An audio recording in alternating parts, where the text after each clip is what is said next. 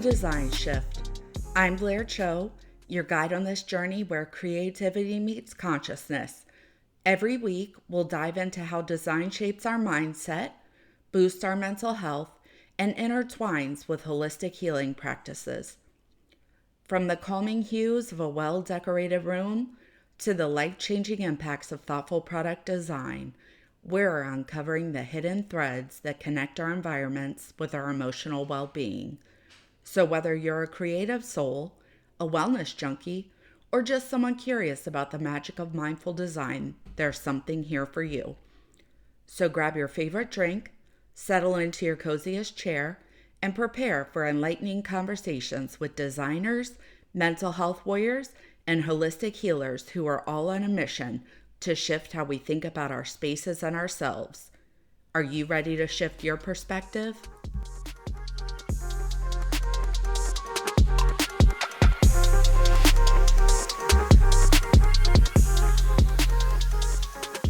Today's episode is going to focus on what are considered to be the top 5 pillars of the human mindset and just how much our external environment affects each one. Each mindset pillar combines with the others and forms the basis of our human experience. Everyone is different, and the reason is because each person's pillar makeup is different from everyone else's. The makeup of my 5 pillars is not the same as the makeup of yours. It's way too easy to compare ourselves to others for their external qualities. Oh, they're skinnier than me, they have a cooler car than me, their life looks perfect. You've got to remember that 1, your differences are what make you unique and beautiful, and 2, people's external appearance and behaviors are primarily a reflection of the makeup of their mindset pillars. For example, have you ever found yourself wondering why some people seem to thrive in the face of adversity while others struggle just to cope with basic obstacles? Some people can just brush problems off, and some people have a complete meltdown at the first hint of trouble. Why do some people always take the time to look so perfect and put together when people like me can barely get out of bed and brush our teeth in the morning? The biggest part of that why lies in your mindset makeup, the way we think, the way we perceive challenges, and the way we respond to the world around us is shaped by both our internal beliefs and our external influences. Today, we're going to break down the 5 key pillars of the human mindset and how our environments, think, family, culture, education, life experiences, community influences, just to name a few, create, mold, and shape our mindsets. So to give you just a quick basic overview, I'm going to list out the 5 pillars. They are 1, growth mindset, 2, resilience, 3, adaptability, 4, emotional intelligence, and 5, self-awareness. So each of these pillars, although they develop on their own and their makeup is based on different things, they combine with each other to create your complete and overall mindset, which affects your emotions, your desires, level of motivation, behavior, pretty much everything in your daily life. All of the choices you make are because of your mindset. And these 5 pillars combined are what makes up your overall mindset. So think of a pie. When someone cuts your mindset pie, the pieces may or may not be equal. Maybe your resilience slice is very small, but your self-awareness slice is pretty big. The 5 pillars are the same as the pieces of pie. They are all influenced by different external factors. They all grow to be different sizes within your overall mindset, meaning that all the pie slices, no matter their sizes, fit together to create the full pie. So the first pillar, growth mindset. This is all about believing that you can develop, you can improve your natural abilities. For example, athletic ability. I have none, but if you have a strong growth mindset, then you will believe that through hard work, dedication, and learning, you can improve your athletic abilities. Basically, the more time and effort you put in, the better off you'll be. Surrounding yourself with supportive people that encourage you to learn from your mistakes helps to improve your growth mindset.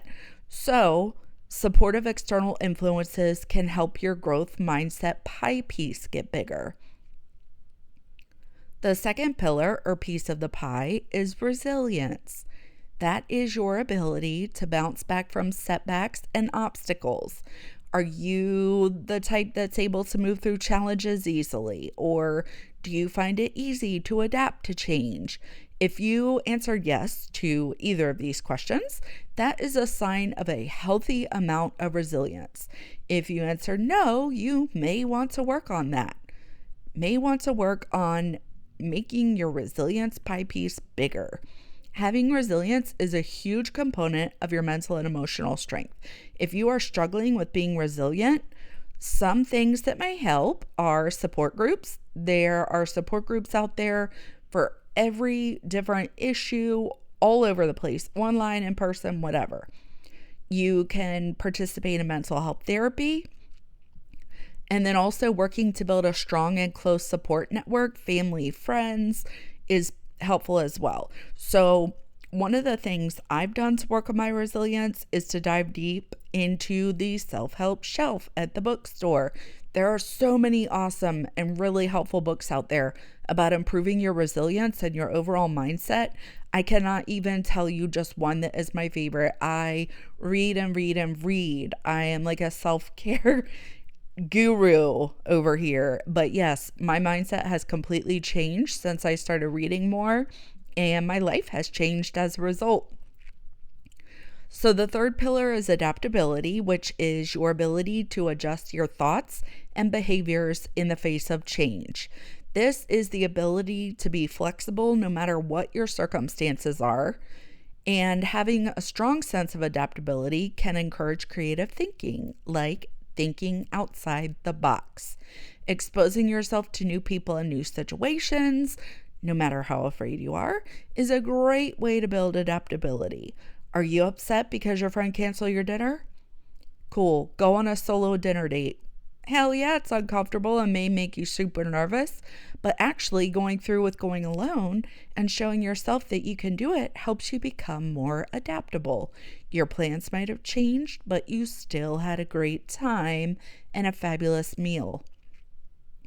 The fourth of the 5 pillars is emotional intelligence. This is basically the ability to recognize and appropriately manage your emotions along with how you react to the emotions of others.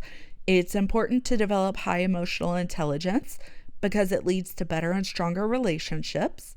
It affects how you interact with others, which if you have a high level of emotional intelligence, it can make interactions with others much more pleasant. So think about it. When someone is angry with you, how do you react? Do you scream and argue? Or do you take a minute to think about why they're angry and react in a calm manner?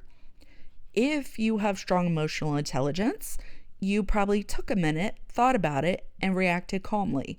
Remember, everyone has a different mindset piece and has had different life experiences that influence the pieces of that pie. So if your emotional intelligence piece is a little smaller than you think it should be, work on it. Work on it and it will change the makeup of that mindset pie, I promise. The fifth and last pillar is self-awareness, which is the ability to understand your own thoughts, feelings, desires, behaviors. It is crucial for personal growth and for effective decision making. Mindfulness practices, i.e. meditation, can increase your level of self-awareness. Another option, journaling. Giving yourself time to self-reflect in your journal is a great way to increase your self-awareness. There are so many ways to journal, and it's really easy to create a consistent routine of it. Just give yourself, 10 minutes a day to write, 5 minutes if you can. It'll help, trust me. Journaling regularly gives you a log of what you've done and how you felt during certain experiences. Then later, you can look back over your journal, see what your triggers are, how you reacted at that time, and how you may want to do things differently this time. Each of the 5 pillars we discussed is influenced, shaped, and basically built based on your external surroundings, your families, your schools, your cultural background, your life experiences. All of these are things or external factors that affect your mindset and help to create your personal 5 pillars and your overall mindset. Using your self-awareness pillar, think about the size of each of your pillars today and which ones you want to work on.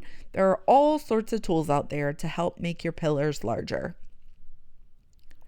One concept that is pretty uncomfortable to talk about, yes, even for me, but it is key for improving your 5 pillars, is embracing vulnerability.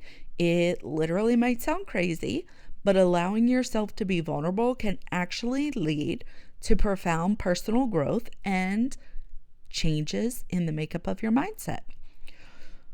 So what do we mean by vulnerability? Vulnerability is basically the willingness to show up and be seen, even when there are no guarantees about the outcome.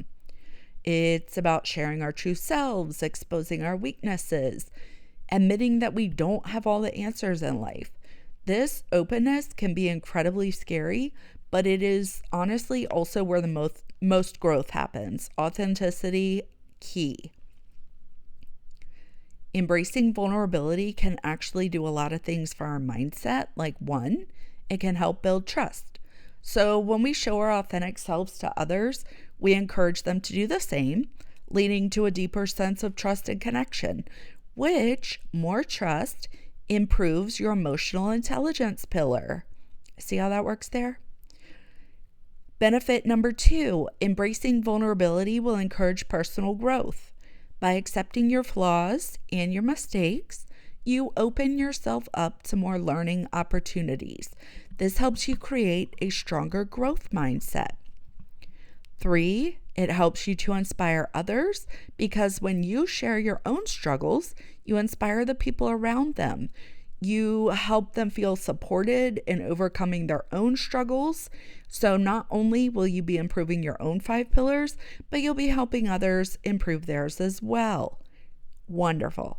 So, what are some easy ways you can embrace vulnerability in your life? Step 1, self-compassion. Remind yourself, okay, I struggle with this too, that it's okay not to be perfect. Treat yourself the same way you treat a friend. Don't say anything to yourself that you wouldn't say to your best friend. I used to be so guilty of negative self-talk.